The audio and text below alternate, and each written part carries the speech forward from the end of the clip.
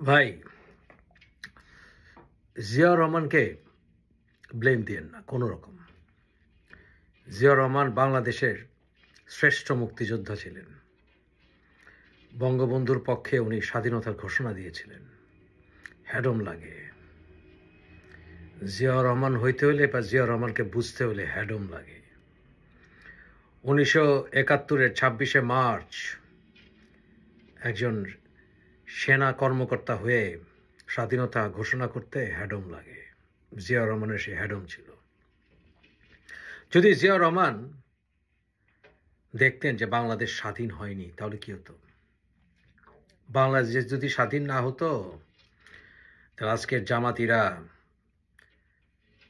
জিয়াউর রহমানের ফাঁসির জন্য পাকিস্তানি সরকারকে চাপ দিত এবং দেশদ্রোহিতার জন্য জিয়াউর রহমানের ফাঁসি হতো।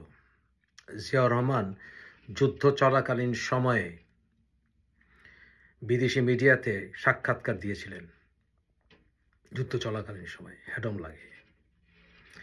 জিয়াউর রহমান ভারতে আশ্রয় পেতেন না, রাশিয়াতে আশ্রয় পেতেন না যদি বাংলাদেশ স্বাধীন না হতো। কারণ জিয়াউর রহমানকে ভারত পছন্দ করতো না 65 ওয়ারের জন্য।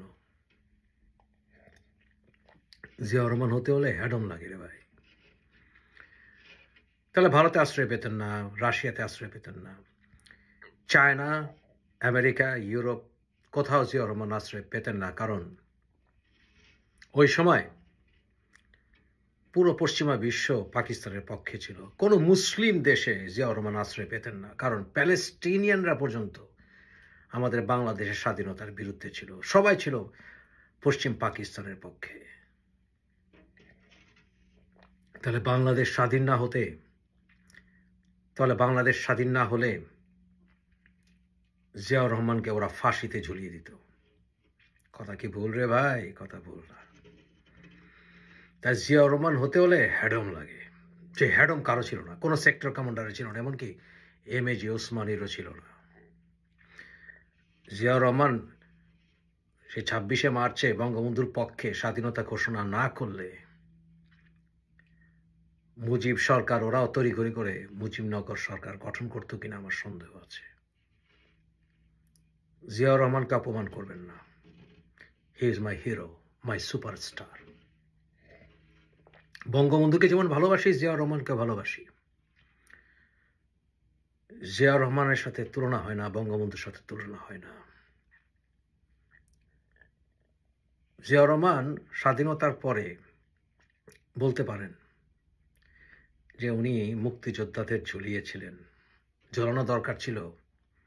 সেনাবাহিনীর বাইরে থেকে তাহের সেনাবাহিনীকে নিয়ন্ত্রণ করার চেষ্টা করছিল। একের পর এক কু হচ্ছিল। আর্মিতে ডিসিপ্লিন ফিরে আনার জন্য জিয়াউর রহমানের মতো দৃঢ়চেতা হওয়া প্রয়োজন ছিল, নাহলে আর্মি ধ্বংস হয়ে যেত। ভারতের বর্ডারে, বাংলাদেশ ভারতের বর্ডারে ভারত তাণ্ডব করছিল। কাদের সিদ্দিকী পর্যন্ত তাণ্ডব করছিল।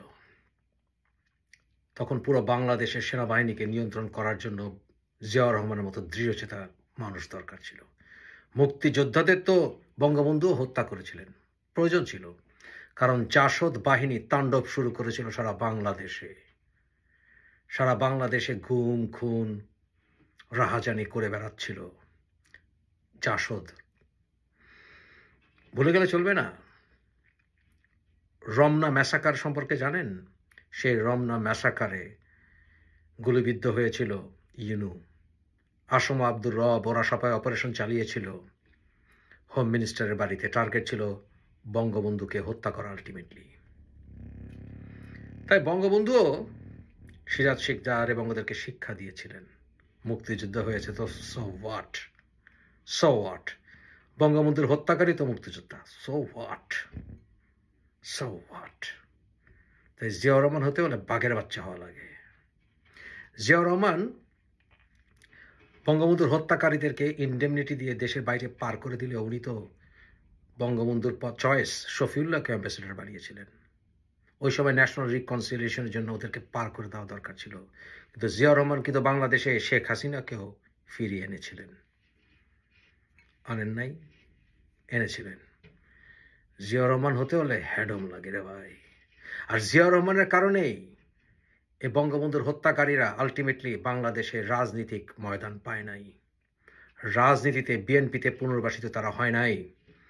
খালেদা জিয়াও সেই পদাঙ্ক অনুসরণ করে বঙ্গবন্ধুর হত্যাকারীদেরকে রাজনীতিতে পুনর্বাসিত করেন নাই, তাই না?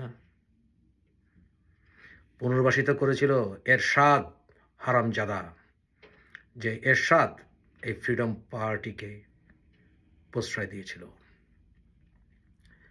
ভুলে গেলে চলবে না। বিএনপি কিন্তু চাইলে এই বঙ্গবন্ধুর হত্যাকারীদেরকে জেলখানা থেকে মুক্ত করতে পারত, করে নাই। আর জিয়াউর রহমান বঙ্গবন্ধুর হত্যাকারীদের সঙ্গে ছিল না। জিয়াউর রহমানের এর ব্যাপারে হত্যাকারীরা বলে নাই যে জিয়াউর রহমান পরিকল্পনার অংশ ছিল। এখন কি বলে কোনো আসে যায় না। ইলিয়াসের মঞ্চে গিয়ে কি বলে, কোন নাচন নাচে, কোনো আসে যায় না, কোনোই আসে যায় না। কারণ এরা মিথ্যাবাদী। এরা সবচেয়ে বেশি খ্যাপা বিএনপির উপরে। কেন জানেন? কারণ বিএনপি এদেরকে পুনর্বাসিত করে নাই, বঙ্গবন্ধুর হত্যাকারীদেরকে পুনর্বাসিত করে নাই। জিয়াউর রহমান বহুদলীয় গণতন্ত্রে বিশ্বাস করতেন। শেখ হাসিনা যদিও জিয়াউর রহমানকে মুক্তিযোদ্ধা মানতেই চান নাই, কিন্তু মুক্তিযোদ্ধার দল বিএনপি আজকে যখন আওয়ামী লীগ পিছপা, স্বাধীনতার একমাত্র ভরসা হচ্ছে বিএনপি। বিএনপি একমাত্র দল যারা চায় না আওয়ামী লীগ নিষিদ্ধ হোক, স্বীকার করেন। আমি জিয়ার সৈনিক ভাই,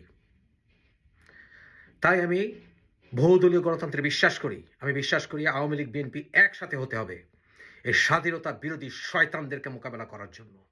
আমরা উপড়ে ফেলবো স্বাধীনতা বিরোধী শক্তিদেরকে। যখন বাঘ সিংহ চুপ থাকে, খ্যাক শিয়াল চিৎকার করে। বিএনপি আওয়ামী লীগ এখন একটু চুপ। জামাত তাই ফাল পারে, সমন্বয়কারী ফাল পারে, লুকোনোর জায়গাও পাবে না, লুকোনোর জায়গাও পাবে না। জিয়াউর রহমানকে পছন্দ করতো না ভারত। এই কারণে ভারতের জন্য জিয়াউর রহমান আর্মি চিফ হতে পারেন নাই। জিয়াউর রহমান যদি বঙ্গবন্ধুর বিরুদ্ধে পরিকল্পনা বঙ্গবন্ধুকে জানাতেন, বঙ্গবন্ধু ভারতের কথা শুনে জিয়াউর রহমানকে ফাঁসি দিয়ে দিত। প্রকৃত বীর জিয়াউর রহমান ওনার জীবনের উপর রিস্ক নিয়ে 26শে মার্চে বঙ্গবন্ধুর পক্ষে স্বাধীনতা ঘোষণা করেছিলেন। সরকারে গেলে শক্তিশালী বিরোধী দল দরকার। গণতান্ত্রিক বিরোধী দলকে ক্ষতি করলে অপশক্তির উত্থান হয়। তাই আজ অপশক্তির উত্থান আমরা দেখছি। ওই বিএনপি আওয়ামী লীগই মাঠে আসবে রে ভাই, আসবে। আর এরা পালানোর জায়গা পাবে।